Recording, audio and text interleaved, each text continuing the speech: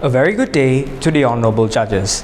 My name is Adrian from SMK Chokmin KEB 5025, and today I'll be doing a book review on a book which I've read quite recently.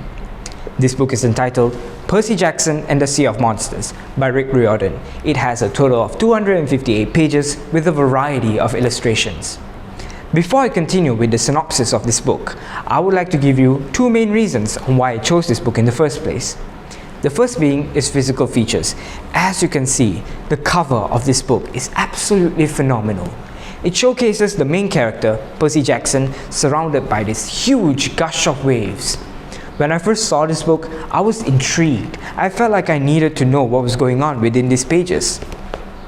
The second reason is because I'm a huge Greek mythology fan. If you didn't know, Percy Jackson is based on Greek mythology, meaning it is based on the gods such as Zeus, Poseidon, and Hades, as well as the mythical creatures such as satyrs, Medusa, and Cyclopses. I truly believe that by reading this book, my understanding of Greek mythology gets to be enhanced in a more fun way. Now, on to the synopsis. This book's storyline mainly focuses on Percy Jackson. Percy Jackson is a demigod, meaning he is half human and half god, and he is the son of Poseidon, who is the god of the sea. It all started when Percy and his good friend Annabeth finished their last day of high school. Therefore, the both of them decided to head back to Camp Half-Blood. Camp Half-Blood is a sanctuary located in the middle of the woods, and it is designed to protect people like Percy from the dangers of the world. Upon arriving, Percy and Annabeth encountered a huge problem. The tree of Thalia was dying. The tree of Thalia was actually a little girl by the name of Thalia, and she was the daughter of Zeus, the god of lightning. However, she died due to a battle. But her father found it unfitting for her to die just like that. Therefore, he resurrected her, but not in the form of a human, but in the form of a tree. And this tree created a magical barrier surrounding Camp Half-Blood and protecting its people from the dangers of the world. Now that the tree of Thalia was dying, the barrier was down and Camp Half-Blood was exposed to danger. Therefore, a quest has been appointed to Percy, Annabeth, and Clarice, the daughter of Apollo, to retrieve the Golden Fleece. The Golden Fleece is a legendary fleece which is said to be able to cure anyone and anything that it touches. They knew that this was the only way to save Thalia's tree. Therefore, Percy, Annabeth, and Clarice set out on an amazing adventure to retrieve the Golden Fleece. On their journey, they had to overcome many obstacles, and one of them was the Sea of Monsters. The Sea of Monsters was the lair of a giant sea monster, which is now known as the Bermuda Triangle. So, Percy, Annabeth, and Clarice were actually swallowed by this huge sea monster, and they had to put their wits together in order to get out of the sea monster's belly before becoming sea monster food.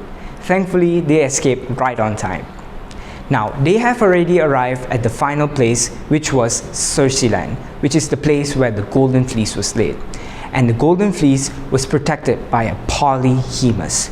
Polyhemus is a cyclops, meaning he's just a creature with one eye in the middle of his head.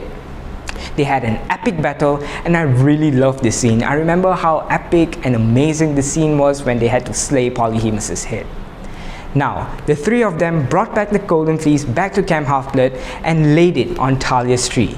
And thankfully, the tree of Thalia was saved as well as Camp Half-Blood. But you didn't think this was the end of the story, did you? It turns out the Golden Fleece was way too powerful.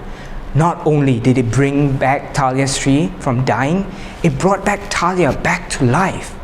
This actually contradicts a prophecy which is said that one children of the big three gods, Zeus, Poseidon, and Hades, was going to betray the entire human race. Now we are left with a cliffhanger and questioning, who could it be? Could it be Percy or Thalia? I guess we'll have to find out in the next book. Now, on to the values I've learned from this book. The main value I learned was the true meaning of leadership. as I can see from Percy, he's actually a good leader. I've learned how to be more brave and calm. When he was actually swallowed by the giant sea monster, he remained so calm and handled the situation so perfectly. I really would love to be like him. The second value I've learned is the true meaning of friendship. Like friendships, it was so good to see the bond between Clarice and Annabeth. And now I would like to give you one reason why I would love to promote this book, and that is because of its imagination level. Adolescents like me are notoriously known for having silly and crazy ideas due to their high levels of imagination. By reading this book, the imagination levels of us will skyrocket to unwavering heights, resulting in a more creative younger generation.